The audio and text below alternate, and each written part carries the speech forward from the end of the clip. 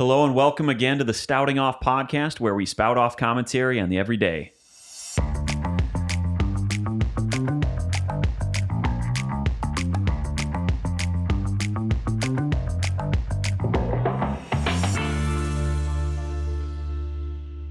Hello again and welcome to episode number 26 of the Stouting Off podcast. And we're just here to spout off today. I'm your host, now and forevermore. Drew Stoutenberg is the name of me.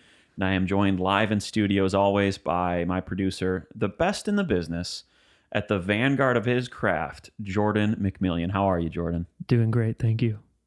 Terrific. Love to hear that. How was Thanksgiving? Great. Cool. Fabulous. Yeah, same. Full. Yeah, lots of calories to be had. Lots to be thankful for, no doubt. Couple things, just a couple housekeeping items I want to bring to your attention, everyone. This episode of the Stouting Off podcast is brought to you by E2I Design. They are your one-stop shop for all things related to audio, video, and lighting. They are a group of very talented, very knowledgeable, and very personable solutions experts in this field. So if you are a house of worship, you're a live music venue, if you're a hotel chain, if you are a restaurateur, if you're an individual proprietor like myself who runs the world's most successful podcast, they are your people that you want to get in touch with for all your gear. That includes these microphones, actually. I don't know if you knew that. So hit them up, e2idesign.com. Is that the website? Or you can find them on Instagram, and we will provide all that info right here on the screen. But anyway, this episode is brought to you by E2I Design. Wish we had a soundbite for them. Would be nice. E2I. It was just the same melody as Don't Do That. E2I. We've got a new set piece here. For those of you watching, we have a new set piece. That's a lava lamp to my left. That was given to me by a very faithful, very loyal listener, Chrissy Hansen. And we thank you for that. It looks nice. It feels nice in here too. Actually, last time after we shot the episode 25, I just sat in here because it wasn't ready. So I had it already, but it wasn't ready to be shown. It had to work out some of its internal goo first. So after we shot the episode, I busted it out and I just had it heating up, and I was just sitting in here in the dark with it. It was a vibe. Yeah, it's got to be. So that's what we'll probably do after this too. After we stop recording, Jordan and I will just sit in here in silence with the lights off, just the lava lamp going. But for those of you who can't see it and you're just listening online, it has this beautiful like orange to yellow fade to it. It looks like a strawberry, like a orange burst kind of like popsicle that you'd get from the ice cream truck. What's the drink that's like orange juice and grenadine? I don't know. Almost like a mimosa, but you put like a sunrise, tequila sunrise. Maybe. Oh, cool. Yeah, maybe kind of looks like that. You know what I thought you were going to say? There was a drink back in the 90s, and I think it was called Orbits, or it had these little globular features in it like this. They were colored dots. Can you look that up? Yeah.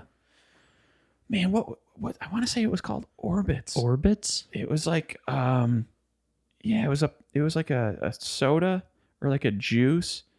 Yeah, I see them. Was it called Orbits? Yeah, vintage drink collectibles. Wow, Orbits. And it was just like, it wasn't a Z on the end because that is either a travel website or a gum or something. It does have a Z on the end. Orbits, dude. That's what that is like. And that's what I thought you were going to say. And not Orbit gum. No. Not to be confused with. We'll feature a picture of that on the podcast for those of you watching over video. This stuff I remember being really interesting. It was like the first iteration, kind of the first of its kind. How we now have like bubble tea, boba tea. I've heard it. Or something. I've heard it both ways. Do you like that? I've never had it. I like it. It's always freaked me out a little bit. Yeah, I like it. You like suck up the things through the tapioca straw, right? balls. Yeah, big straw. It's like a 1/2 inch diameter. You just go for it. I like those. But then again, I like eating and chewing stuff while I'm drinking. That's why when I drink stuff with ice, I'm usually chewing on the ice during the beverage. It's not just like at the end of it. Yeah. I love ice, and I love stuff in my drink. It's fun. Yeah, that stuff was good. Jordan recently sent me a little song he made. You're an idiot. Oops. Jordan sent me a song he made on. He makes these songs on his iPad, like while he's waiting for his kids to fall asleep. Maybe he'll be in their room or whatever, waiting for them to fall asleep, and he'll just be like, "Yeah, I just sent this, or I just made this while Blakely was falling asleep," and he sent me the piece. And if you just hit the higher C, the second C up there, he doesn't know I'm going to do this, but hit the no, the lower one, the middle C, just one time. Yeah, go ahead. It'll go.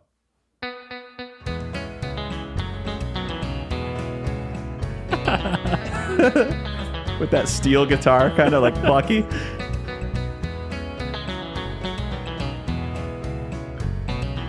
That's a cool pattern too.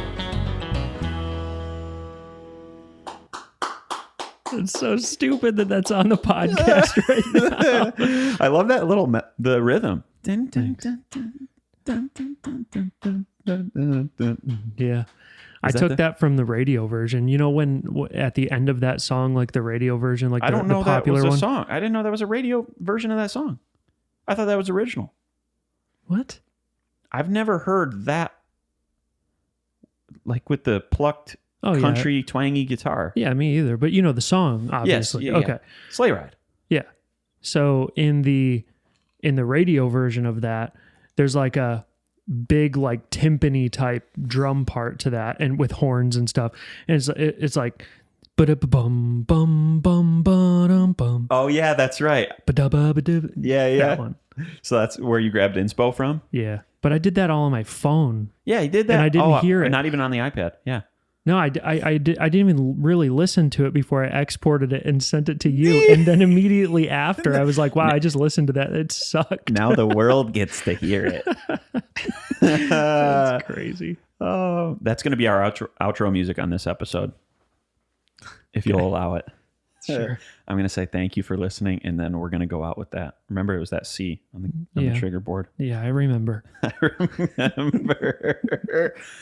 But I'll feature some more with his permission this time of other things he's made on his phone. They literally sound sometimes like music that you would hear on not quite a record, but like at least on a commercial or something. Yeah. It's like one of our friends, he's starting a podcast. He's a chiropractor in Michigan, John Thomas, with Pure Chiropractic in Livonia. And he was like, hey, any chance you could help me? Because he's given me great care over the years. He's like, any chance you can help me with a song for my podcast? And I was like, sure. And I just texted Jordan, can you send me a couple ideas that you have from your like garage band on your iPhone? And sent him. And he's like, yeah, this is awesome. Did he use it? I don't know. I don't think he awesome. started it yet. I think he's still kind of preparing the horse for battle. You know, he's doing his homework, getting the gear. Heck, we should get him in touch with E2I Design. Honestly, if I'm being honest with you for once. What else did I want to talk about? Oh, I wanted to talk about this shirt. Ryan Graham got this for me. Ryan Graham's part-time job is basically finding stuff like old vintage stuff in stores or in this case, a garage sale and then selling it. Anyway, this is an original shirt, never having been washed. And you guys can't quite see it, but there's a sticker from the original like manufacture date. It's the Red Wings when they won the Stanley Cup in 1997, the beginning of our dynasty for about 10 years. Oh, glorious times. Shirt. It's a great shirt. So it's never been washed to this day? Nope, never been washed. Yeah, and it's about 23 years old. Again, human but calculator. It's like brand new. Yeah, when I put it on the first time, I could tell it had never been worn. It's still like starchy, and that sticker again is like perfectly on there. You can see it when I go down like this. It's on there. On there, and you can see that it's on there. And wow, I'm showing some cleavage here, man. Yeah, true. Little chest hair. Nothing wrong though. Nothing wrong with a little C hair. No. Okay. So what did I want to talk about? Oh, terrible news coming out of CNN today. Guitar Center just declared bankruptcy. They just filed for bankruptcy. No kidding. Yeah, Chapter 11, which you never like to see. No. So that's really all there is to that story. But I'll give you some more details just in case you were wondering, and just kind of a 30-second beat here. The 61-year-old music company, the biggest retailer in the United States in terms of musical instruments, had tried to stay afloat during the coronavirus pandemic by offering virtual music lessons, but Guitar Center was forced to close many of its stores back in March. I don't know if you knew this. No, I didn't. No kidding, huh? Like, it's just earth-shattering news. But again, it's kind of a big deal. It is. Doesn't mean they're going to close all their stores, and they are filing Chapter 11 with the hopes of that helping their business turn around. But I tell you what, these big box retailers, most of them, many of them, I should say, not most, are going the way of the dodo bird. They're going extinct because online retailers like Amazon, etc., are kind of taking over. Amazon, etc. They merged with mailboxes, etc. Now they do both. They do mail stuff and Amazon. It's hard to compete. So, I mean, retailers have to adapt or die. Best Buy did. Best Buy adapted. Yeah. I don't know what they did, but they're doing well. I think A, they are offering a lot of online stuff. B, they ramped up their service game because that's where you can't really compete online. Right. No customer support. No customer support. There is, but not in-home installation, right. On hands-on tech support kind of thing. My mom, last time I was in Michigan, gave me this Time magazine. She thought it would be fun for me to read. Down? Can you see it? Down. Tilt it down? Yeah, like that. But if I went vertically straight up, is there glare? That's There's good. no glare? There's no glare there, but there is if you point it toward the light. Perfectly parallel. This is what it looks like. Can you see it? Is she focused? Yeah. So you guys get an inside scoop. You get an inside look of how a professional podcast is done. Because we just do this for you right on the air. We let you know that, hey, we're humans. It might not seem like that sometimes because of how perfectly everything goes, but we let you in a peek behind the curtain, if you will. So I found a page on here. This whole issue of Time magazine is the science of happiness, new discoveries for a more joyful life. Now, my mom didn't give me this because she's like, you're depressed. She gave it to me because it's just interesting stuff. And she said, maybe you can talk about this on Stouting Off. So, Mom, this episode is dedicated to you and you keeping me in mind when you were probably in the checkout line at Kroger or something and you saw this back in, beginning of October, it looks like. Okay. I found a page on here, page 31, that I thought might be interesting.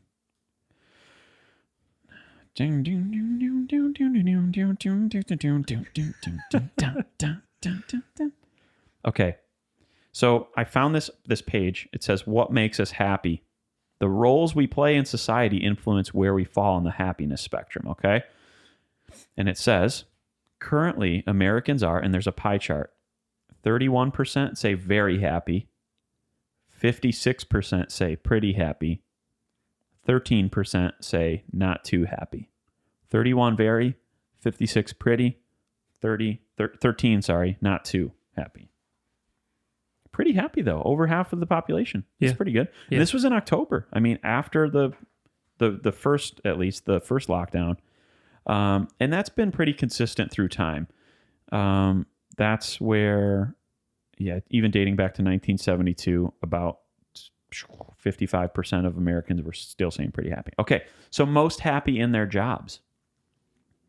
Let's play a game, Jordan. Okay. I'm going to say an occupation, and you tell me if most of the people in that job reported being happy or not very happy. Okay. Okay?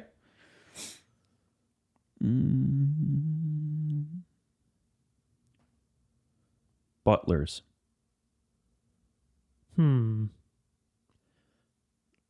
Very happy. Very happy.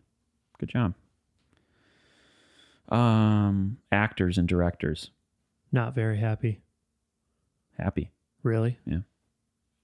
Which surprises me because actors, like if you think about the average person who moves out to LA to become an actor, it seems like that life is a grind. a grind to find jobs and audition and get somebody to just hear you out. But for those actors and directors who are actually working and finding work, even if it's small stuff, they're doing what they feel like they were put on this earth and purposed to do. Yeah. So when you're doing something that you find joy and fulfillment in, even if it's not paying much, it's like the Steve Moakler song, I'd rather make a living just being myself than a killing being somebody else. I feel like we've referenced that song on the podcast before, so have we? Good. I think That's so, such a lyric. Look that song up by Steve Moakler, y'all. It's called Rather Make a Living, Moakler.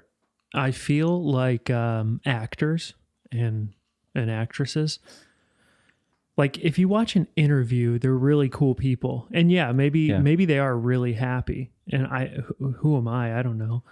But I feel like they spend so much time being someone else. Yeah, true. That like maybe they get back to their own self and they're not so happy. Yeah. Like Robin Williams would always talk about that, you know, like being like depressed and struggling with depression because like, whatever. It would be confusing. I mean, actors over the years have, struggled with mental illness issues and depression. And I won't claim to even know anything about the complexities of mental illness, but to your point, you're just saying like, it doesn't always seem like that's a very fulfilling job, even though for the most successful actors. Yeah. True. They always do kind of, I shouldn't say always. Oftentimes actors do carry this kind of sense of just melancholy and okay. And, and then you see him on screen. You're like, this guy is awesome. Then you see him in an interview and you're like, wow. Yeah. Wow. You're eye-opening. human. Yeah. You're human. You bleed the same blood. Gas station attendants. Not happy. That's the bottom of the spectrum. Okay. So to add a layer of complexity, or maybe just put some more specificity to the least to happiest, I will give you a so the spectrum is from 0% to 100% in terms of ranked by average happiness score. Okay. So the gas station attendants were like 0. Okay. What percent of police are most happy in their job? Sheesh. 50. About 75. So that's a good guess. Pretty good guess. What about clergy? Members of the professional ministry world. It's so hard. I'm just going to guess. Yeah. 40. This says almost 100% ranked by average happiness score. Okay, I shouldn't say it's the 100% of all clergy, but they are the highest ranked. Really? Yeah. Wow. Interesting, right? I was way off. Yeah. Okay, how about this? Percentage of groups who say they are very happy. So when it comes to work, perhaps not surprisingly, it's significantly more difficult to be happy while being involuntarily out of work. So the percentage of people who are employed, 32% say they're happy. Nope, hold on. So when it comes to 32% of happy people are employed. 31% are retired or not in the workforce. 17% of happy people are unemployed. That's interesting. Yeah, true. When it comes to worship and faith, across faiths and consistently over the decades, happy are those who pack the pews. It says 41% of happy people are nearly every week or more in church or mosque or temple or something or other practices. 32% once a month, 28% seldom or never. Just kind of interesting, huh? Yeah. There was another point in this that was kind of interesting that I also wanted to talk about. And here's what that was. How to bounce back. Experts know that happiness is strongly connected to how well you rebound from setbacks. They also know how everyone can get better at it. And it goes into this article about this guy. And at the end of it, though, had some tips on how to Build up your resilience. Develop a core set of beliefs that nothing can shake. These aren't in order necessarily, but they are numbered 1 through 10. Try to find meaning in whatever stressful or traumatic thing has happened. Try to find meaning in when bad things happen. That's difficult for me. I can say things that I learned from traumatic or difficult things, or what good things came out of it, as a result.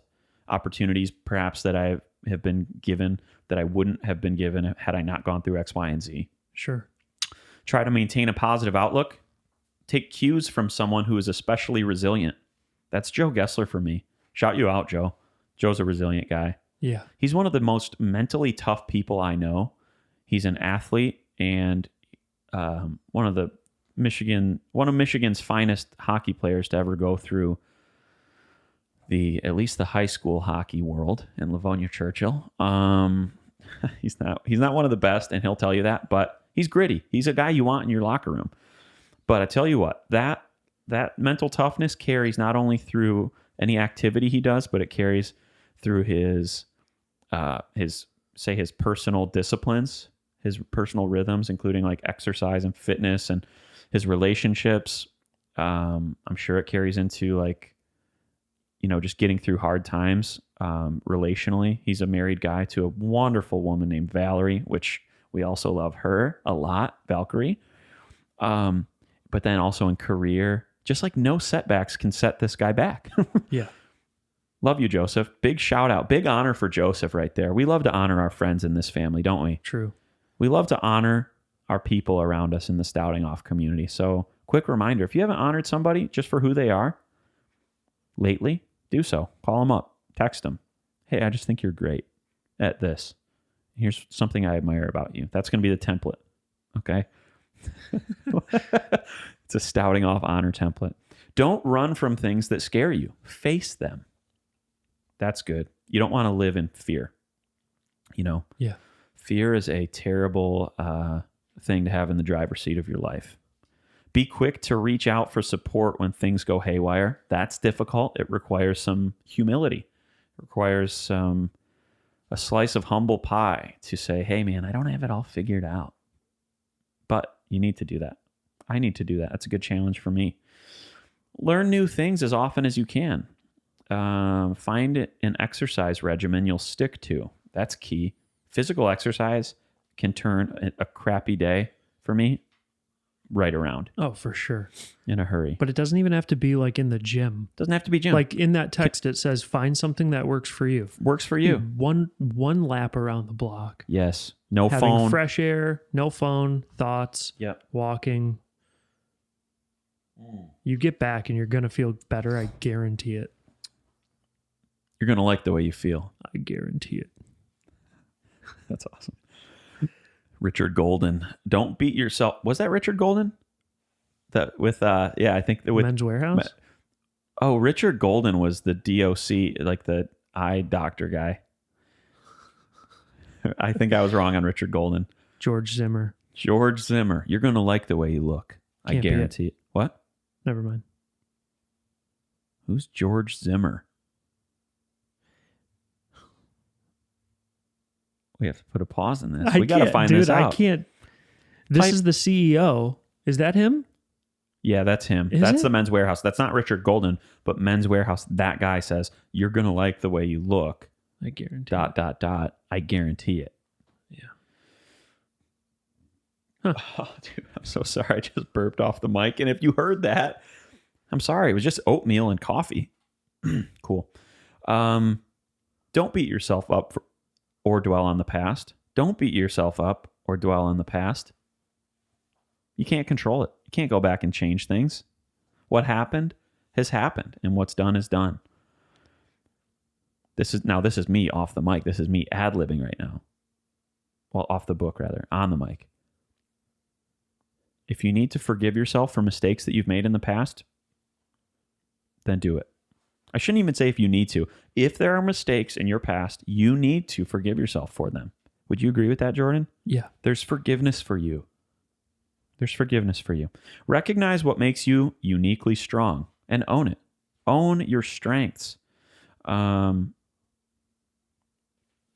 that'll turn me right around when if ever I am kind of in a situation mentally where I'm like, man, you hear that? Yep. Throat noise. I need to drink water while we're shooting, not coffee or bourbon. Yeah, you need to do that. You just need to, period. Cool, huh? That's good. But yeah, we could probably talk a whole episode on this, but what about, two last questions on occupational. Okay. Average happiness score. That's what I'll ask you on, not percent of people who are whatever. Okay. Average happiness score. Hairdressers. Ooh, that's got to be up there, in my opinion. 65%. 50. Okay. So close. You're only 15% off. You hear me second guessing that? Roofers. Oh. 30. It looks like it's about, let's see if this is 25%. It looks like it's about 12 to 13%. Can't be baking in the sun all day and be like, I love my job. With your ankles on a slant like Yeah. this all day? I mean, they're talented Holy guys. mackerel. Like those guys can rip a roof together real quick. But Yeah. Man. But you when don't have to love every second of your job to be good at it. No. My philosophy when it comes to job is, and this is actually borrowed from a book by John Acuff called Quitter, I think. And in it, he talks about taking the transition from your day job to your dream job. He talks about how when he was working this one job, he didn't like it at all. And on the weekend, he had speaking engagements, which he loved. That was his passion. And he said, I felt like I was doing the reverse Superman every time I came back from a weekend event of speaking and I would go to my job that I don't like. The reverse Superman in the sense that when Clark Kent turns into Superman, he goes into a phone booth in his work clothes and he comes out Superman. And he was saying, on Monday morning, I felt like I was going into the phone booth in my Superman spirit and I was coming out in my work clothes and going to my 9 to 5 that I didn't like. But he talks about falling in like with a job you don't love. That's my thing. If I'm doing a job that's not my passion, I just try to find the positives in it. And my benchmark question is, when the job is going right, do I like the job? Do I get a sense of reward from it? Not just like when the job isn't going well and, I don't like a coworker or, whatever. When it comes to the job, when I do my job right, do I have an internal reward that feels good when I do the job right? Yeah. That's how I kind of, that's how I work in a job that isn't my passion, but I find the positives in it. It allows me to live where I live, because I get to work remotely and all that. So, but anyway, all that to say, the Time magazine edition from, I think, October, Science of Happiness. That's what we're talking about. Wow, big old train. Let's see how long this train is. If it goes on for longer, I'll have to call the railroad company. Sounds like it passed. And plus, our mics probably didn't even pick them up, dude. I know. I know. And thank you again, E2I Design.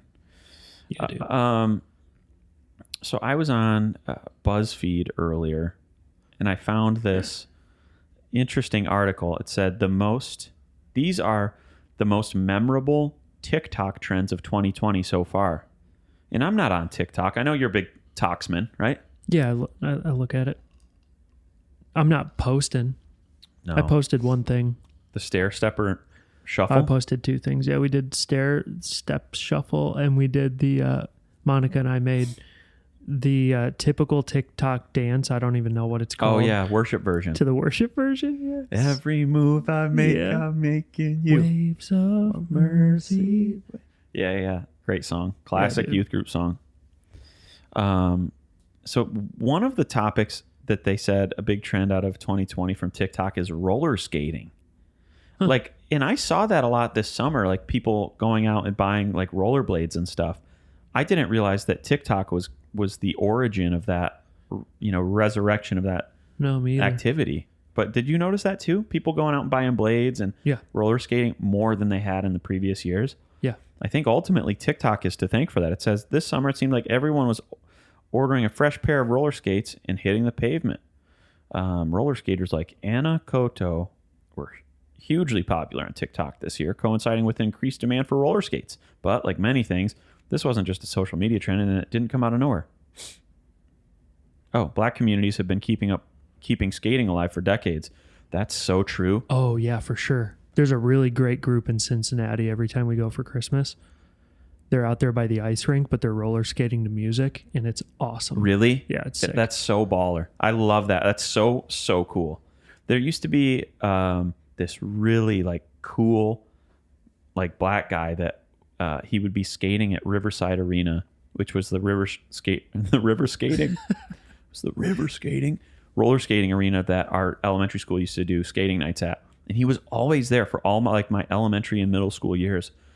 And he would be just like grooving, looking just like liquid out there. Yeah.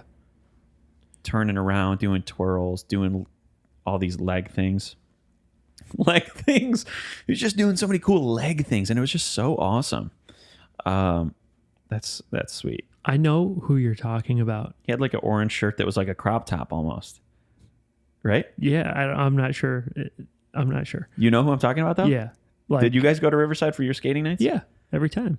Yeah. And I think he was always there, but he was like weaving through little kids just going backwards and just, yeah, he's like so smooth. Yeah. He's got the best moves. Silkiest moves. Apparently wore the same shirt every time he was there. It was like an orange or pink shirt. Maybe he had one of each.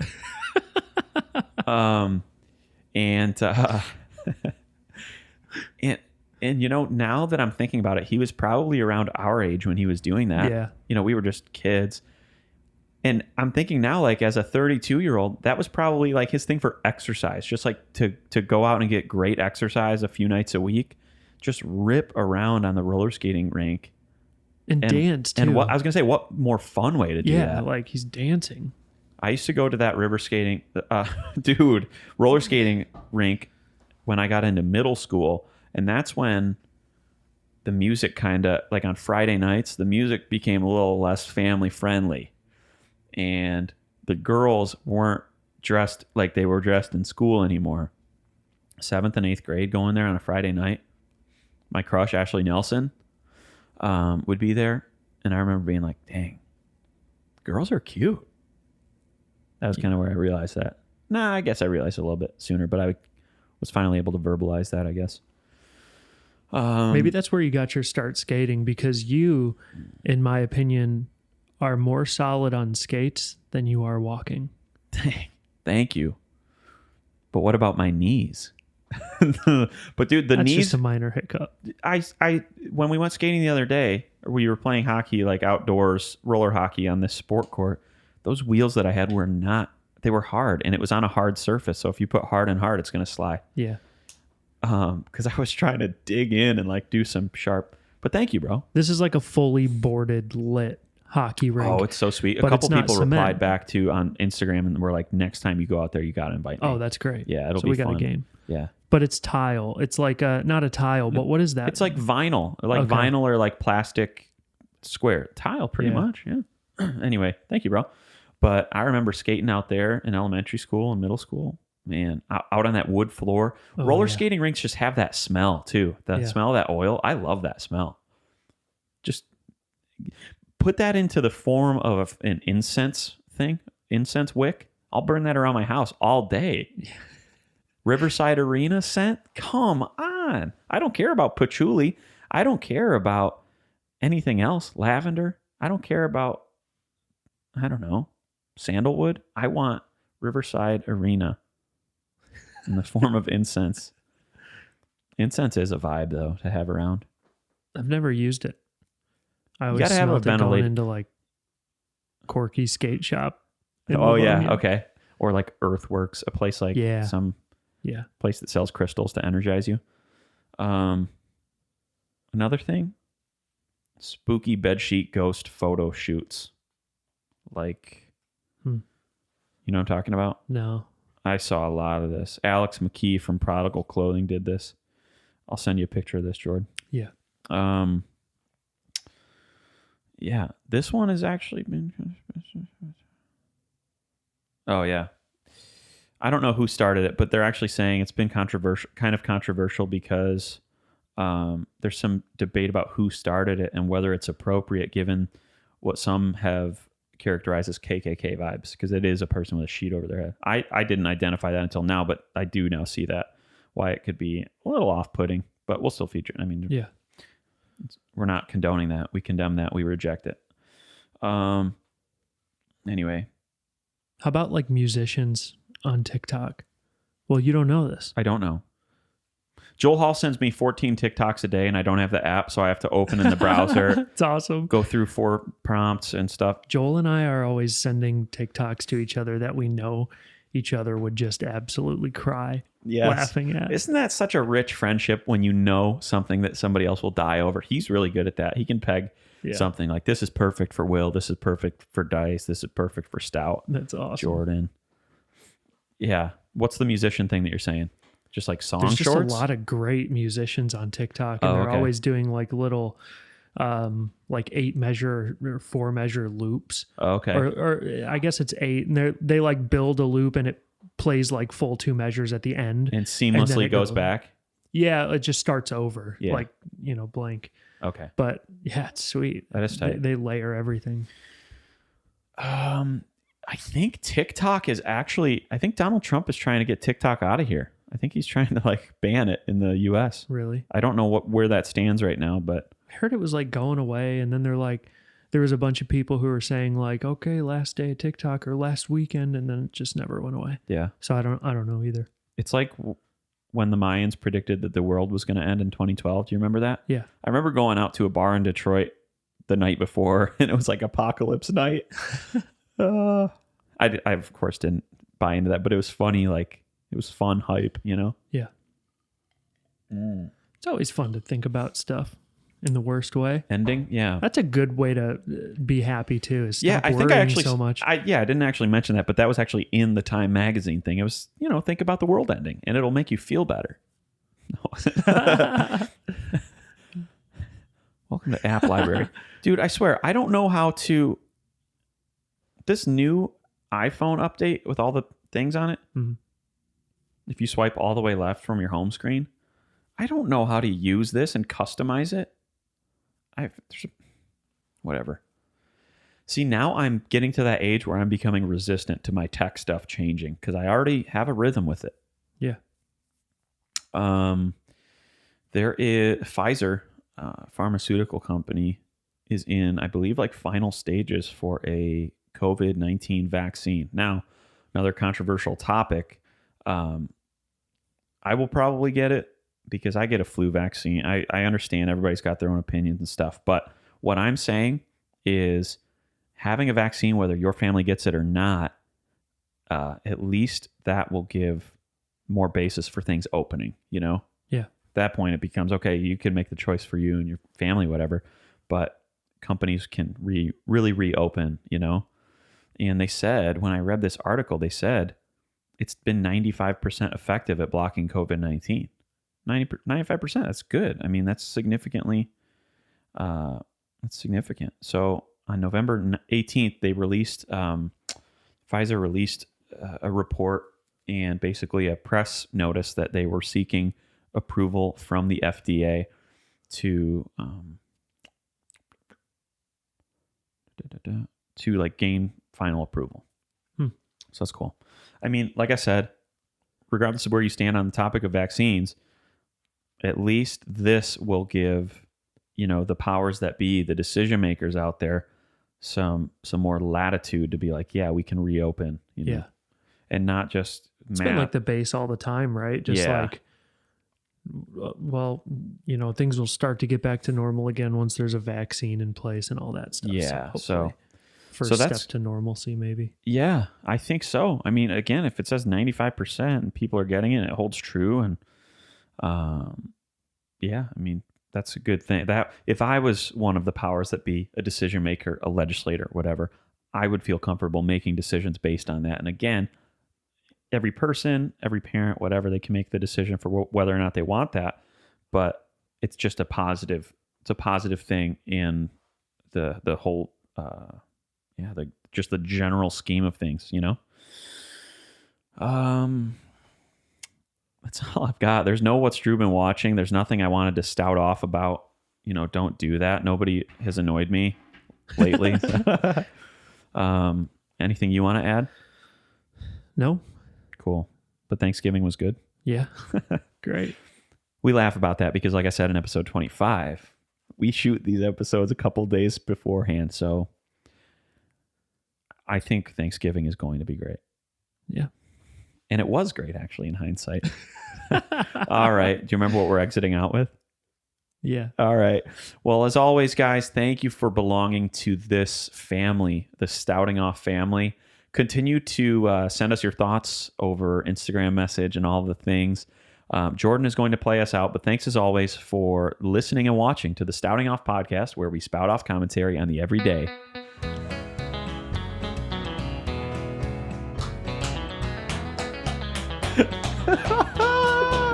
Da, da, da, da.